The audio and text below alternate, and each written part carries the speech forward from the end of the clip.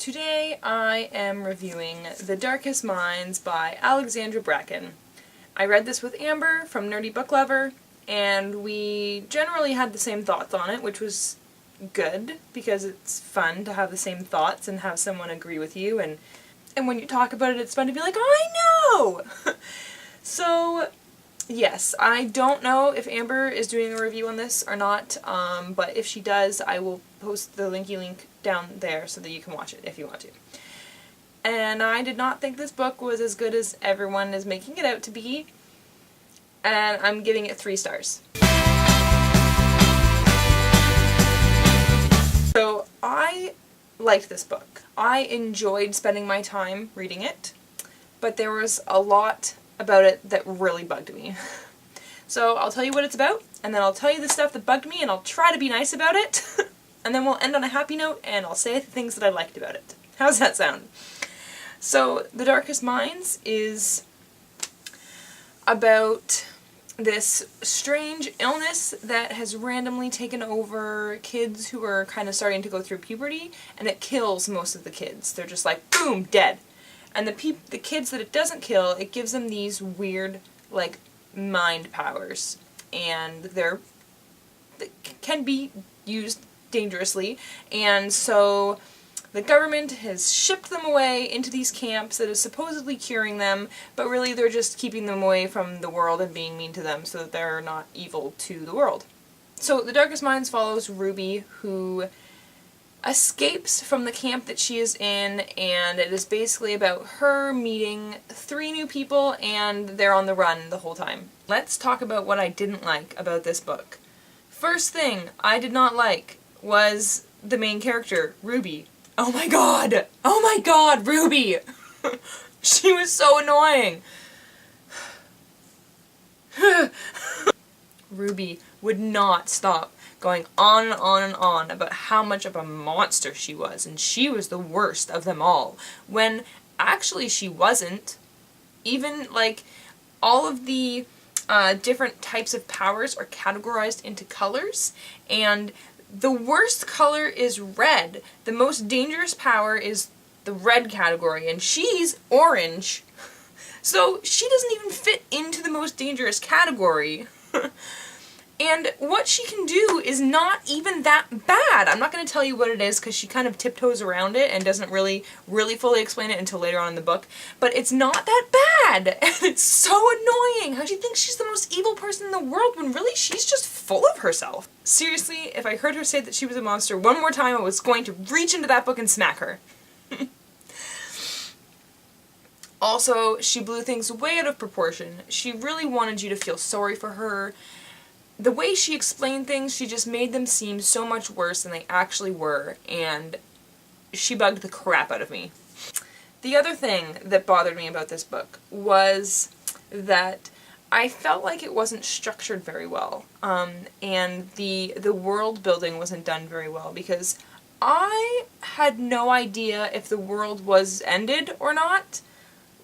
Like, it was very confusing to know what was actually happening outside of the camps in the real world with the rest of the world for the people who aren't infected, you know, all the people who were already old enough to not be infected by this weird illness. She mentioned stopping at an abandoned gas station and seeing abandoned cars on the side of the road, and the highways being completely empty because the world is over, and even like abandoned businesses. And not like, oh, we're going out of business and clean up nicely and leave the building empty. Like, I'm talking abandoned, the world is over, there's still stuff in the store and no one's gonna get in trouble if they steal, kind of abandoned.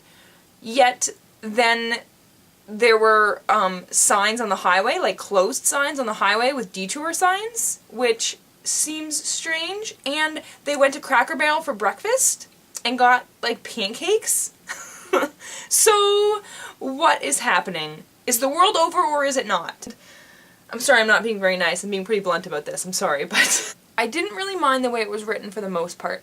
But sometimes I felt like there were parts of it that just weren't memorable enough, or the way it was explained, I somehow read over it too quickly. I'm not sure, but there were things that happened later on in the book that were referring to parts that happened earlier, or I had to remember the stuff that happened earlier to know what they were talking about, and I didn't, and I had to go back and reread it, which has never happened to me before. I've never been like, oh my gosh, what is she talking about? Like, there was twice, I think, when I emailed Amber and I was like, what is this thing that she's talking about? She was like, oh, that person gave it to her that one time, and I was like, I do not remember that happening! Oh, and I also did not like the ending at all. It was pretty much the worst ending to a book ever. And I felt like the kind of twist, I wouldn't really call it a twist, because I knew something was going to happen and it wasn't super surprising, but I'm going to call it a twist anyway. It all happened so fast, and it wasn't explained very well, like I said before, so I didn't really fully understand exactly what the plan was with the person who was planning the thing. I was like, I don't get it. And maybe it'll be more explained in the second book, but I don't want to read the second one. Parts that I liked about it. The characters. Besides Ruby. I hated Ruby. But Chubbs, I liked Chubbs. And Zoo, I loved Zoo. And Liam was my favorite. I loved just the way he was with Ruby and the way he was with Zoo and Chubbs. He was just a great friend and a great person, and I loved the things that he said and just the type of person that he was. He was great. I loved Liam, and I felt that he was a very strong character. The last chunk I thought was really good. There were some parts in it that I think I've heard other people say dragged a little bit, and for me I didn't feel like it dragged. I felt like it was like building on characters, and I like that. I really like when characters feel strong, so I enjoyed certain parts that I think maybe I've heard other people say thought that's when the book started to get a little bit boring. I still enjoyed reading it for the most part, and I liked the last chunk of it. I thought it was pretty exciting. So there you have The Darkest Minds by Alexandra Bracken. I did not think it lived up to the hype.